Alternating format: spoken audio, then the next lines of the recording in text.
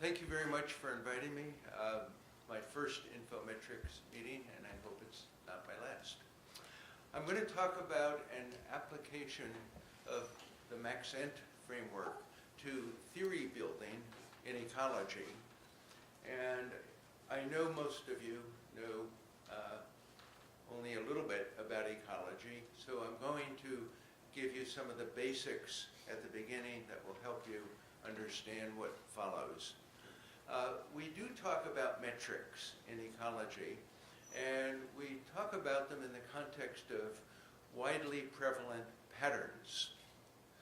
Patterns in ecology are listed on the left side of the slide. Not all the patterns we see, but some of the major ones that ecologists like to obsess about. For example, if we census a plot of forest and we count the number of species of, let's say, insects in that plot, we'll count a certain number of species. If we double the area of the plot, we'll see additional species, but we won't see twice as many because there'll be overlap. So there's an increasing, but with diminishing returns, pattern of species richness as a function of area sampled. And we call that, by a metric named the species-area relationship. Another example of a pattern is that if we look at the distribution of abundances of species across, say, all the insects in a forest, we'll find that a few are very abundant and most are rare. We call that distribution from rarity to commonness the species abundance distribution. Another example of a pattern is that some individuals in an ecosystem are very big, but most are small. And there's a relationship between pattern 2 and 3, namely, common species tend to have small individuals. Another example of a pattern is in space. If we look at this distribution of the individuals within a species in an ecosystem, we'll find that they're not randomly distributed, they're not hyper-dispersed, they tend to aggregate, but not too much. And so there's a certain level of spatial aggregation that shows up over and over again when we examine census data. Another example is in ecological food webs or trophic networks. And what we find is that, for just one of many patterns that have shown up, is that most species are trophic specialists, but a few are generalists. And we call that the food web node linkage distribution. So we have species area relationships, species abundance distribution, and so forth, and we'd like to try to explain them. How do ecologists go about trying to explain these prevalent patterns? Actually, I'm getting ahead of myself. Why do we care about these patterns? I always like to do a why care slide when I talk about something in ecological theory. We care about these patterns because they are extremely useful in answering very specific questions that arise in conservation biology. For example, we'd like to know how many species we lose when we deforest a portion of the Amazon. We've deforested about 25% of the Amazon. What fraction of the insect species did we lose? Did we lose 25%?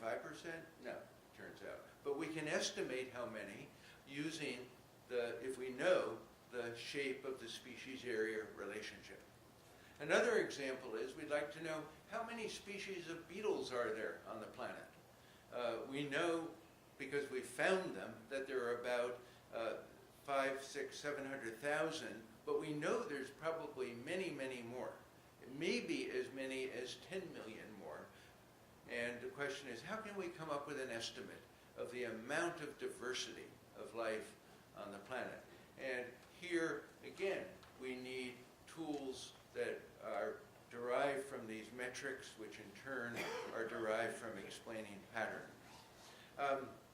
Finally, it's useful to understand these patterns because from them we can, at least sometimes, get insight into dominant mechanisms and processes, much analogously to the way in which the data from Tycho Brahe led to the patterns that Kepler discovered, and it was from those patterns that Newton's laws were eventually formulated to explain the pattern. So maybe we can follow that similar history in ecology. Ecosystem modelers face a tremendously big impediment. Namely, there are so many mechanisms and processes one can identify that might potentially shape all those patterns I told you about. The mechanisms include things like predation, mutualism, competition, dispersal, birth, death, density dependence, speciation, pollination, cannibalism, migration, etc. The list goes on and on. I could list 300 mechanisms and processes that at some point some ecologist has invoked to try to explain some pattern somewhere.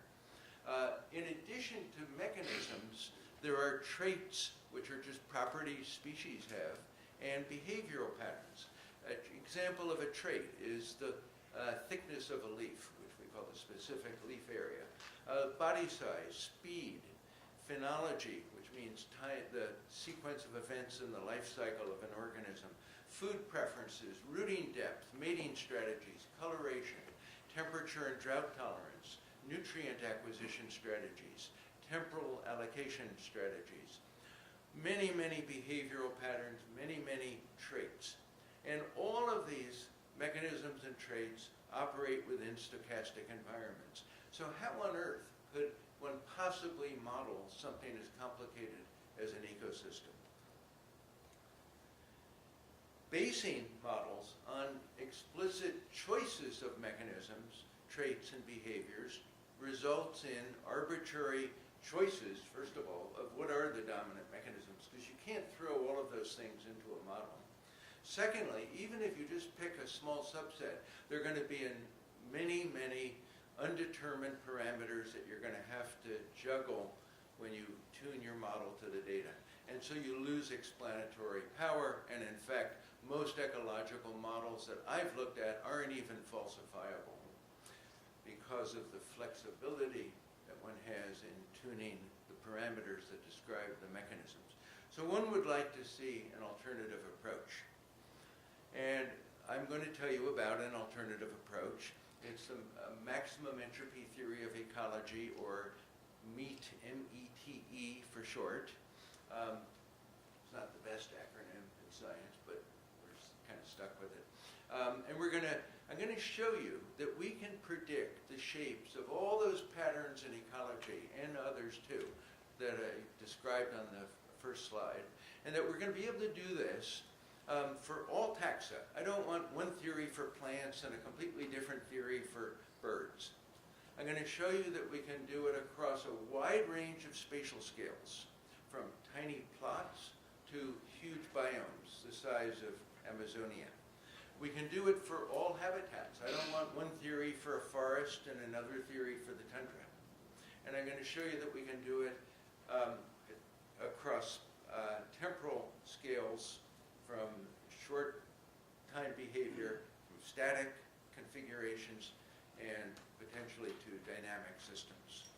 And that we can do all this with no adjustable parameters, no knobs to tune, and without making any prejudgments about what mechanisms dominate in an ecosystem. So it's a tall order, but I will try to convince you that we're well on the path to achieving this. And as a result of achieving it, I will try to argue that we can gain insight into the forces that shape ecosystems, into what the dominant mechanisms are. We won't assume them at the outset. We'll back them out at the end through techniques that I will show you, and that we can make reliable predictions that can aid in practical conservation biology issues. So, Maxent and the state variable concept. The theory I'm developing is somewhat analogous to thermodynamics. Thermodynamics uses pressure, volume, temperature as state variables. So, we identified a set of state variables in ecology, and the ones that, after a little bit of futzing around and trial and error, that we arrived at as the most useful and powerful were the area of an ecosystem, the number of species within some taxonomic group. We're going to do this one group at a time. So we'll start, let's say, with the plants. And we'll take all the plants in this area A naught, and we'll say there are S naught species of plants. Another state variable will be the total number N naught of individual plants. And the last one will be the total metabolic rate of all those individuals.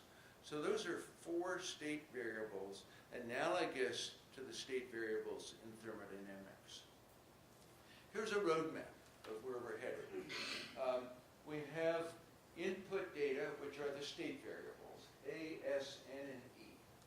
They're going to be the variables whose ratios provide the constraints that go into the Maxent machinery. Maxent will spit out the predictions for all the metrics of ecology, the ones that I listed and others. We will then test the predictions with census data, and we can, but I'm not going to talk about it here, then apply these metrics to practical problems. I've written a book, came out in 2011, describes everything I'm going to tell you and more. It's called Maximum Entropy and Ecology. I'm unabashedly promoting my textbook. Oxford Press published it. Okay, 2 probability distributions are the core of the theory. And one of them I call the ecological structure function. It's a function R, and it's a joint conditional probability distribution. R is a function of abundance and metabolic energy rate of an individual. Little n is the abundance of a species. Little e or epsilon is the metabolic rate of an individual in that species. And it's conditional on the 4 state variables A, S, N, and E. R is defined over the species and individuals in an area A naught. And it's defined in such a way that R times dE is the probability that if a species is picked from the species pool, it has abundance N. And if an individual is picked from that species individual pool, its metabolic energy requirement is in the interval E plus dE. Very straightforward definition. The second core distribution is a spatial distribution function, pi. Pi is a function of n, and its definition is shown on the slide. Let's say we have a large area, A naught, the area of the ecosystem, and in it a species contains N naught individuals. What is the probability that if I pick a cell of area A at random within A naught, that it has N individuals? And that's pi of n conditional on A and naught and A naught. So those 2 functions, R and pi, form the core of the theory. And Maxent immediately gives the form of those functions with all the partition function z determined from the ratios of the state variables. So everything is known. The Lagrange multipliers, lambda 1, lambda 2, and lambda pi are all also functions of the state variables, no parameters. I'm not going to derive anything. Most of you know how to do a Maxent calculation. Trust me, or do it yourself, or buy my book. The functions allow us to derive all the metrics. If we take the structure function and integrate out E, we get the species abundance distribution. And it turns out to be a famous function used in the 1940s by R. Fisher to describe the distribution of abundances of pests on crops. It's called the Fisher log series. It goes like e to the minus beta n over n times some normalization constant. And it's a well-known function, and it turns out to do a good job describing abundance distributions. If we sum out n instead of integrating out e, we get the distribution of metabolic rates across all the individuals in the ecosystem, among the plants. So that's the second metric. If we combine the structure function with the abundance distribution, we get the distribution of metabolic rates over all individuals within a species. If we take the mean of theta, the distribution of metabolic rates over individuals within a species, we get a very interesting relationship. The mean metabolic rate of a species with abundance n goes like 1 plus 1 over n times the Lagrange multiplier. The second term on the right is larger than the term 1, and so what this is saying is that big things are rare and common things are small. Something I told you earlier was a pattern, but here it comes right out of the theory. If we combine the pi distribution with the abundance distribution, we get the species area relationship and the endemics area relationship, and I'll tell you a little more about what they look like in a moment. Finally, we can look at all of this together, and I can't fit more of the predictions on the slide, but this shows you the tree of predictions that flow from the basic Maxent concept, which gives us the structure function and the pi distribution. So let's test all this.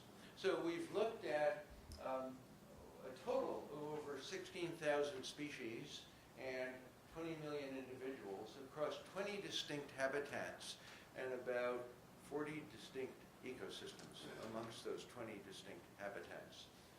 Just listed some of the sites where we've gone to collect data or used other people's data, and the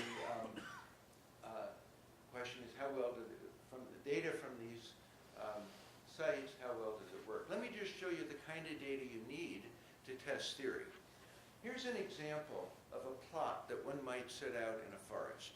You lay out an area, maybe it's 1 hectare, and in that area you make a grid, and within each cell of the grid you count the number of individuals of each species. So the letters correspond to different species, and we can grid this to very fine scale, if you like. Sometimes this grids are coarse, and some other census work, they're very fine, and the finer the better because we get more fine-grained data to use for testing. In this particular example, there are 5 species and 19 individuals. If you also measure the body size of the individuals of each species, then you can apply the metabolic scaling law that says metabolic rate goes roughly like body mass to the 3/4 power to estimate the individual metabolic rates. Not all data sets have all the data we need. Some data sets only look at some of this information, and so we can't necessarily with every data set test every prediction. But let me show you what we get when we start looking at detailed tests. First, let's look at the abundance distribution. And I'm going to show you just the 2 tails of the 2 ends of the Fisher log series, because that's what's of most interest to ecologists. Ecologists are very interested in rarity. Rare species are the ones that we're likely to lose. And there's conservation value in knowing how much rarity is in an ecosystem. So the left-hand graph plots the log of the number of species with fewer than 10 individuals observed in an ecosystem. And the vertical axis plots the log of the number of species with fewer than 10 individuals predicted by the theory. Each dot is an ecosystem. Some dots correspond to birds, others to trees, some to arthropods, some dots are forests, some dots are wetlands. The straight line is not the one-to-one line, it's the regression line. It has a slope of 0.993 and an R-squared of 0.92. So the theory does a very good job. At the other end of the distribution, let's look at the abundance of the most abundant species in each of these systems.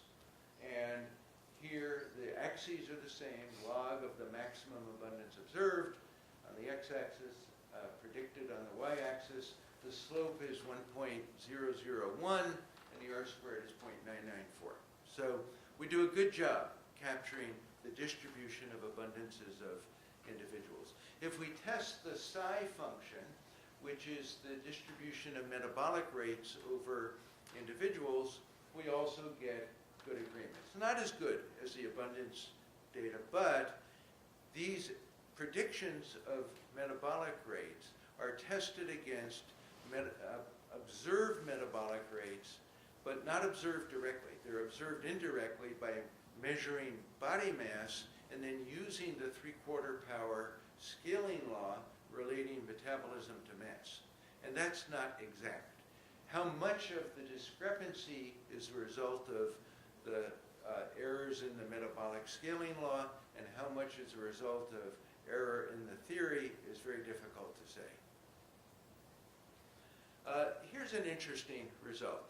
Suppose you look at all the trees in a 2-hectare plot, and we'll pick a species. So we'll pick silver maple, and let's say there are 320 silver maple trees on this 2-hectare plot.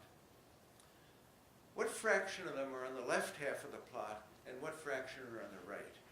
Interestingly, the theory predicts that all allocations are equally likely.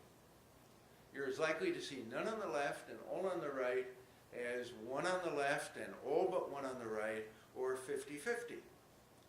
Now, if it was gas molecules in a room, they would almost all, you would always see 50-50 within a very small margin. We get a binomial distribution. But we don't get that from the theory for plants or animals. We get a equal distribution of all possible allocations. The result can be understood in terms of Laplace's rule of succession, the rich get richer rule. If you have n sub L on the left and n sub R on the right, the probability the next one goes on the left is n sub L plus 1 over n sub L plus n plus R plus 2, and that gives an equal allocation across the two bisections. So let's look at the data. In a binomial world, this is what you would get. You would get a perfect straight line in the Laplace rule of succession world, which we predict, and we see that the data from these 5 ecosystems, 4 of the 5, all very nearly follow the straight line prediction. The one site that doesn't work quite as well is Barrow, Colorado Island, it's BCI in the upper right. It's a very disturbed tropical forest in Central America, and we'll come back later to this point about very disturbed systems deviating considerably from the theory. The most interesting prediction is the species area relationship.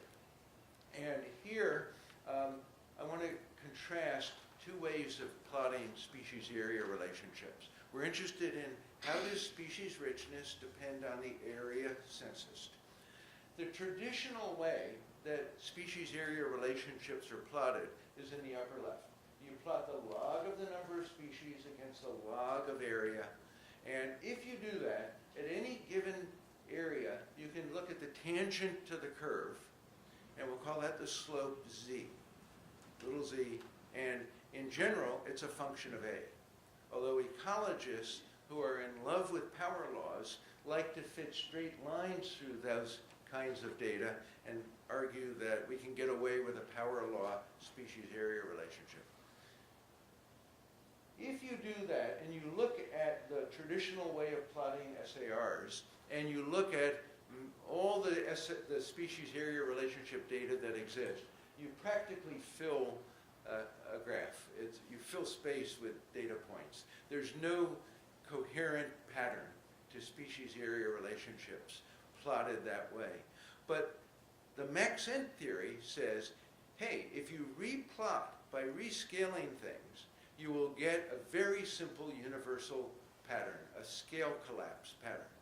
And what it predicts is that at any, if I take any data point along that curve in the upper left, the real data, and I plot the slope at A as a function of the log of the number of individuals at that scale divided by the number of species at that scale. That's log of n of a over s of a. All the data should fall along this curved solid line. And we looked at all the species area data in the world that we could get our hands on, and they do indeed all follow the general trend of that prediction.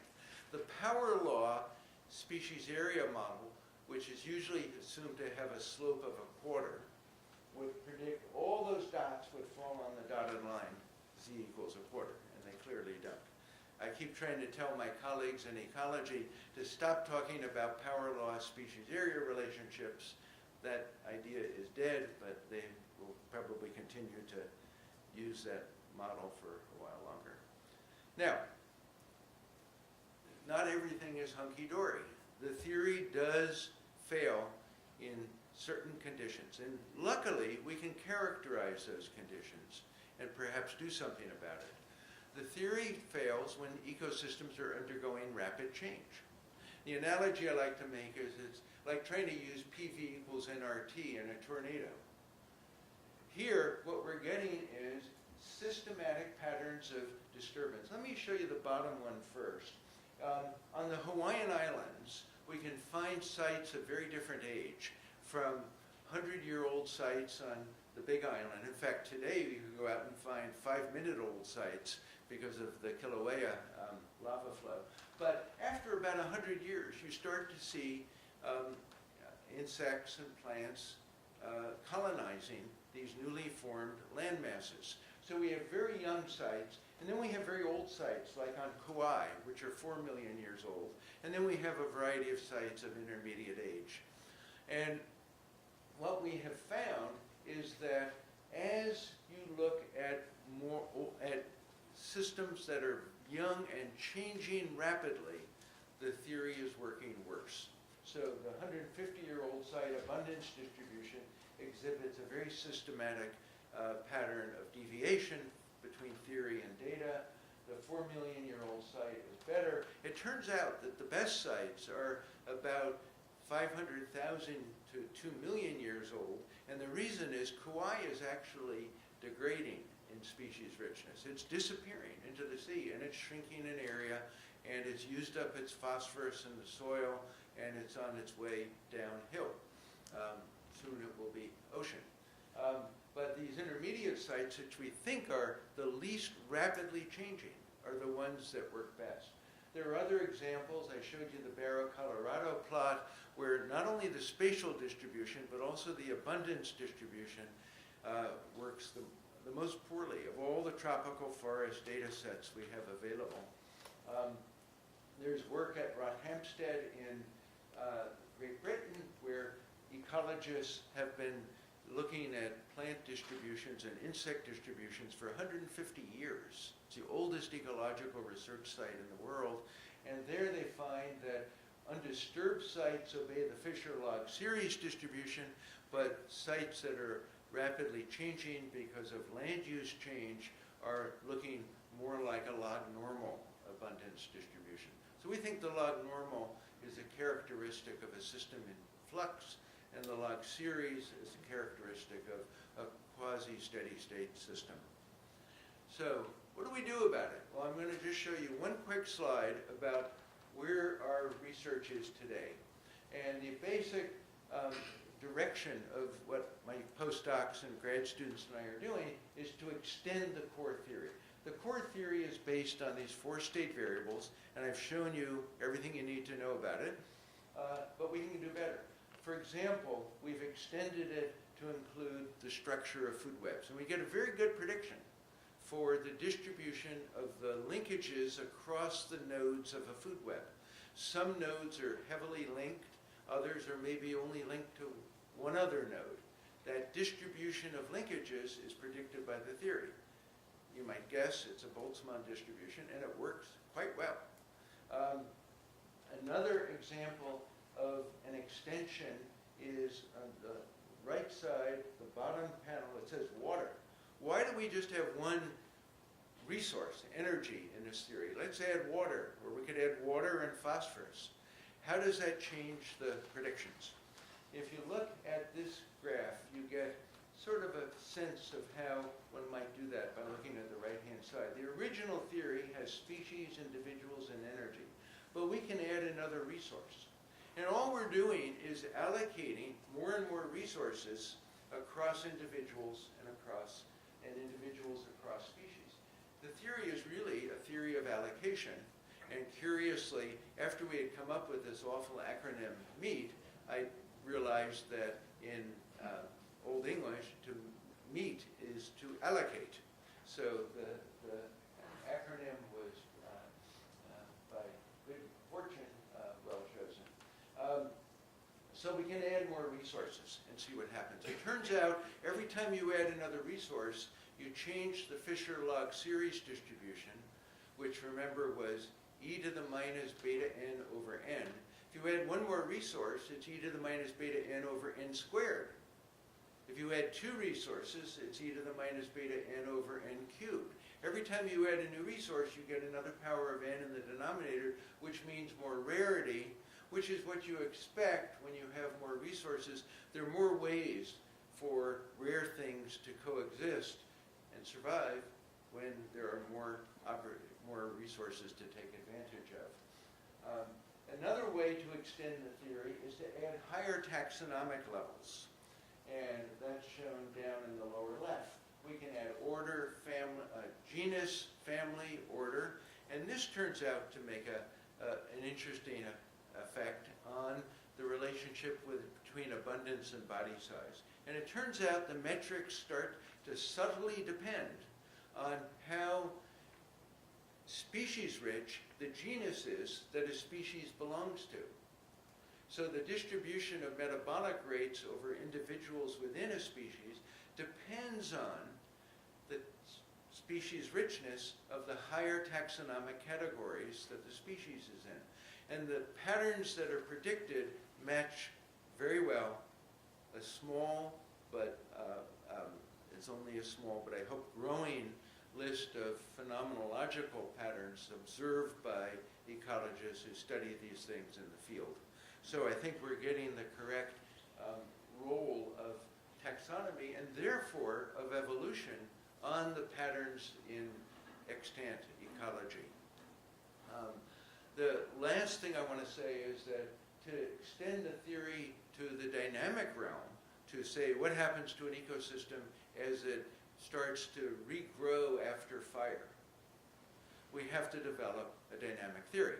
And the way we're going about this, and I'm only going to sketch this in words, is we're using a master equation approach to predicting the dynamics of the state variables that provide the constraints. If we have a dynamic theory of the constraints, then we can use superstatistics and fold the probability distribution that's going to be time dependent of the state variables into the equations that govern the metrics. And so the combination of a master equation and superstatistics is allowing us to begin to explore the dynamic realm. We have not completed that work. I've just hired a postdoc to work on it with me. Finally, I want to just end with the question that you guys probably won't ask, although maybe you will, but ecologists always ask this. Every time I give this talk to a biology department, I get asked, well, what are the mechanisms? Or where's the meat in meat, is the way I put it. And I have three mutually compatible responses. The first is that, well, what we've shown is that the state variables must be embodying the mechanisms. Because once you've listed the state variables, all these patterns flow accurately from the theory. So we've pushed back where the dynamics is, the mechanisms, to the category of the constraints. How are these constraints governed? And the model we're working with, this master equation approach, will include speciation, extinction, birth, death, migration, those basic five mechanisms. Another answer to the question of what about mechanism is that one would only want to talk about mechanism when this fails. Just like when PV equals nRT exhibited failure, one discovered the van der Waals forces in molecular forces. But you don't need van der Waals forces except under extreme conditions where they become important, exactly where the mechanismless theory that gives PV equals nRT has broken down. So where we see failure, we will start looking seriously at mechanism.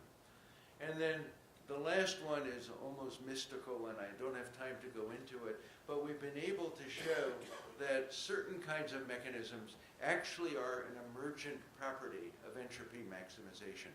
And in particular, the dependence of demographic rates, birth and death rates, on population size comes out of an entropy maximization calculation. So Maxent is not mechanismless, or meat is not mechanismless.